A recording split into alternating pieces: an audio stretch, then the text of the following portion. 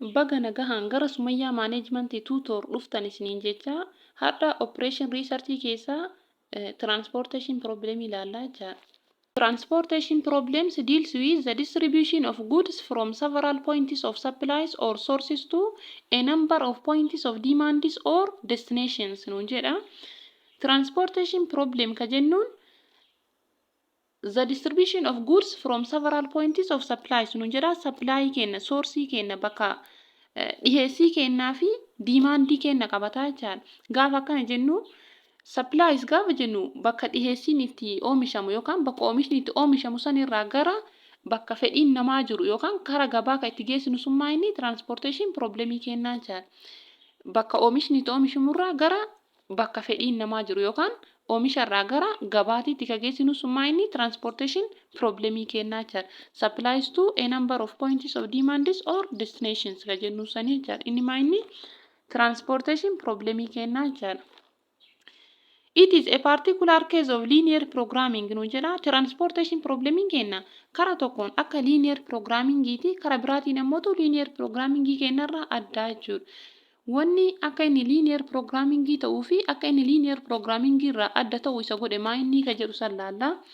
Tokko transportation probleming kenna akka linear programming ti gaafa jennu transportation probleming kenna objective function qaba, constraint qaba, non-negativity constraint fi warra assumption of linear programming jennuun keessaa dhifama components of linear programming jennuun kanneen hin qaba jechuudha. Tokko objective functionin transportation problemii keessatti objective functionii maal minimize cost dha. Maaliif minimize cost dha isa jedhu sana ilaallu. Wanni objective functionin isaa minimize cost ta'e transportation irratti hojjetaa irraa geejjiba irratti hojjetaa jirra. Namichi meeshaa yookaan midhaan haa ta'u bakka oomisha irraa gara bakka fedhiin namaa jiru geessaara. Bakka oomishamee irraa bakka fedhiin jiru san geessuuf ammoo maal barbaachisa ree? Baasii konkolaataa yookaan ammoo geejjiba ittiin fe'atu kana maal gochuu qabaa? Xiqqeessuu qabaa jechaadha. Kaayyoon transportation problemii kennaa. Kaayyoon transportation problemii kennaa maa inni ree? Minimize cost dha jechaadha. Kanaafuu maa inni ree?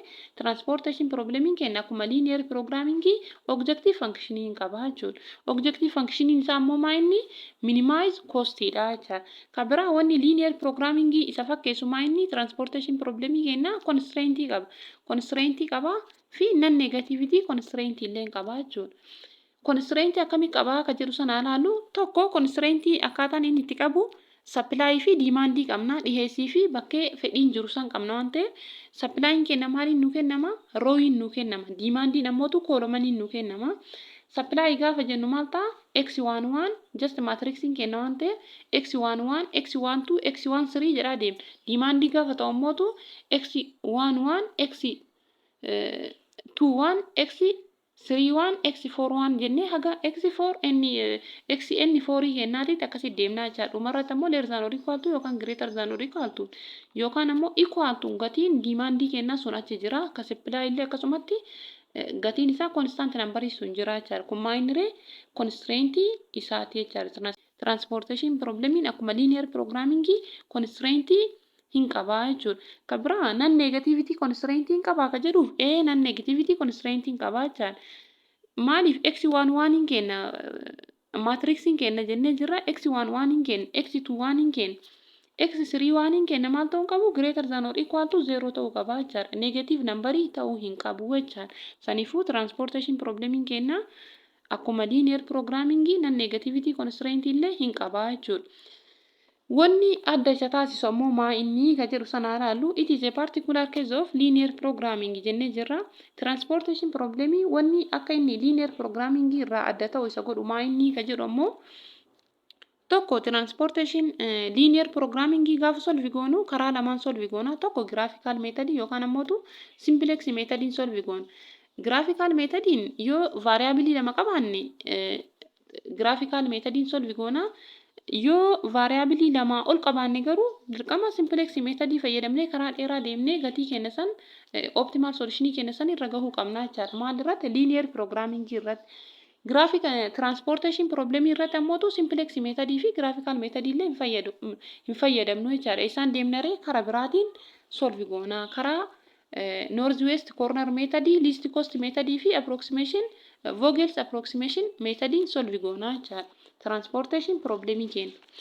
The total cost of product consists of production cost and distribution cost, mainly transportation cost from manufacturing centers to warehouse nuun jedha.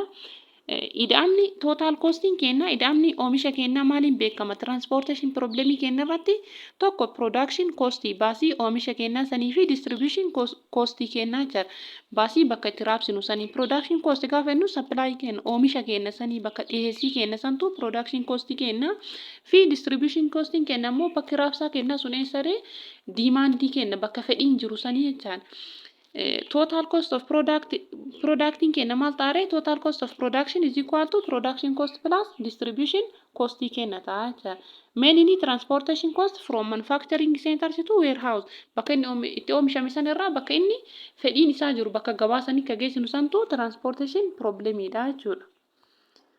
Kabira transportation problemii keessatti kan ilaallu characteristics of transportation problem amaloota transportation problemii ilaallaa jechaadha. Supply at each source and demand at each destination are limited and constant. Supplying kennaa fi demanding kenna maal ta'uu qabani limited. Daangaa qabaachuu qaban. X11, X21, X13 yoo ta'e achumarra dhaabata. X12, X23 just roowii sadii fi kolomanii sadii yoo qabaanne bakka roowii sadii fi kolomanii sadii qabna kun daangaa kenna.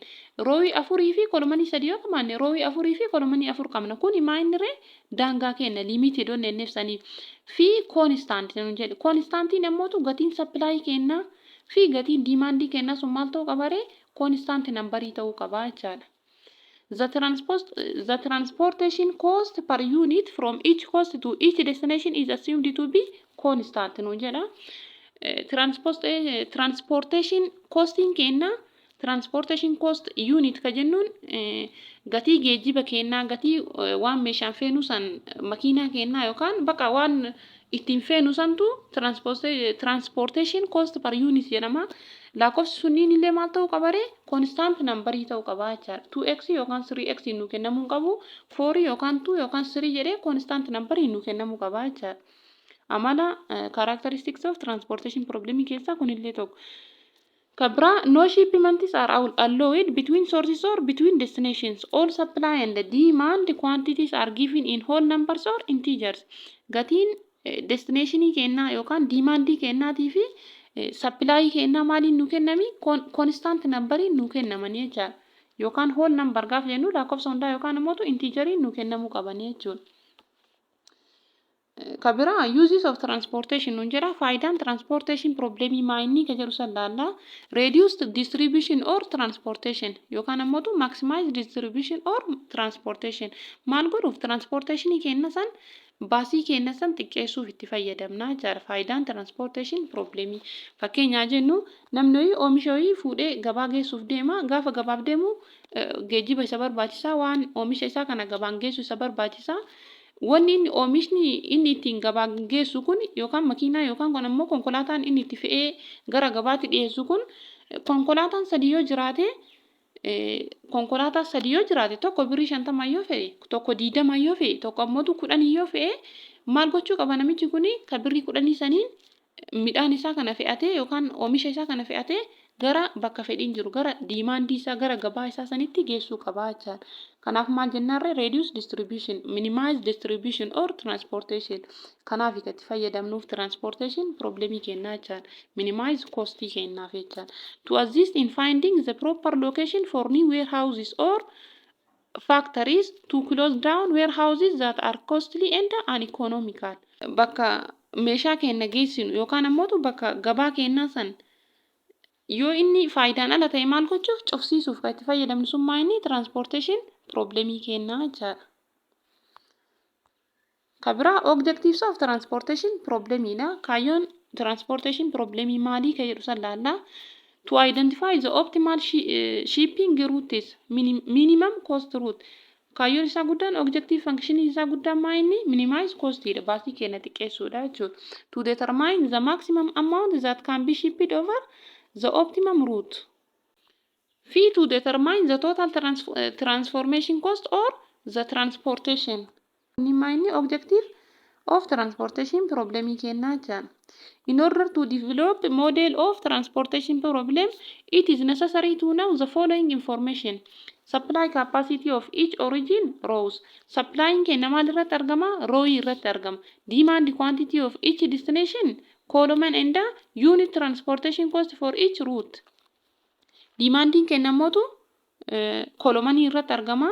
Fi transportation cost for each route kennu gatiin geejjibaa yookaan birrii makiinaa tokkotti yaabbattu sun maal keessa argama ree jidduu sanitti ka argamu sun transportation cost for each route ka jennu sanii jecha. The total quantity available for shipment is equal to the total quantity demanded. Maal ta'uu qaba? Total quantity shipment is equal to nuun jedhee gatiin supply kennaatii fi gatiin demandii kennaa wal qixxaa'uu qaba jechaadha. Kana jechuun karaa biraatiin maal jechuudha ree balanced transportation problem seennu sanii jechaadha. Gatiin total supply fi total demanding kenna gaafa qixxee ta'u maal ta'a ree balanced ta'a. Gaafa inni qixxee hin ta'in unbalanced ta'a. Yoo inni qixxee ta'e solve ka goonuun yoo inni qixxee hin ta'in garuu damii rooyii fi damii kolomanii itti edaana malee akkasii solve godhamuu hin danda'u jechuudha. The solution algorithm to a transportation problem summarized into the following steps. Step 1 gaafa solve goonu step kan ni fayyadamna tokko step 1 in formulate the problem and set up in the matrix form. Gaafii nuu kenname san garamiin kaa'uu qabna akka matrixiititti kaa'uu qabna jechaadha. Step 2 obtain an initial basic feasible solution.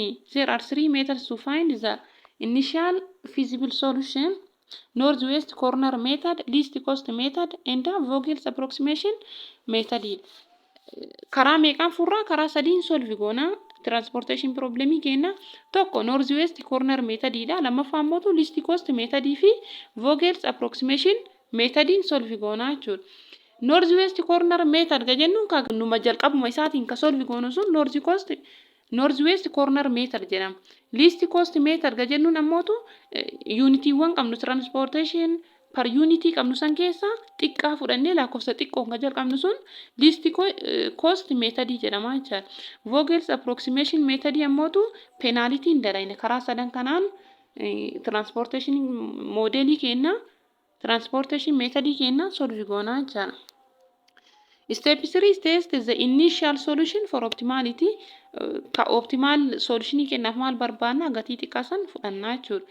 Step 4 immoo repeat until optimal solution reach. Haga optimal solution kenna argannutti step 1 irraa step 3 kana akkanumatti irra deebi'aa deemnaa jechuudha. Akkuma linear programming transportation problem kenna yookaan transportation method kenna decision variable qabannee turre fi constraint qabannee turre decision variable fi constraint akkamiin barbaadama ka jedhu sallaalla. Decision variable m times n barbaadama constraint namootu m plus n barbaadama jechuudha. M kenna kolomanii kenna yoo ta'e n kenna mootu row kenna ta'a jechaadha. Column times row barbaada yoo maal ta'e yoo decision variable ta'e yoo constraint ta'e mootu column plus row kenna barbaadna jechuudha. Decision variable example we have 3 columns and 4 rows. Our decision variables are m times n 3 times 4 ta'an hun jedhe rows column sadii fi row 4 yoo qabaanne decision variable kenna m times n dha 3 times 4 goone 12 arganna jechuudha. Constraint kennallee akkasumatti m plus n goone column plus row kenna goone yookaan ammoo row plus column kenna goone 3 plus 4 is equal to 7 jennee ka barbaannu sun transportation problem kenna jechuudha. Kana fakkaata subscribe godhaa like godhaa share godhaa comment illee barreessaa dagatii naati galatooma.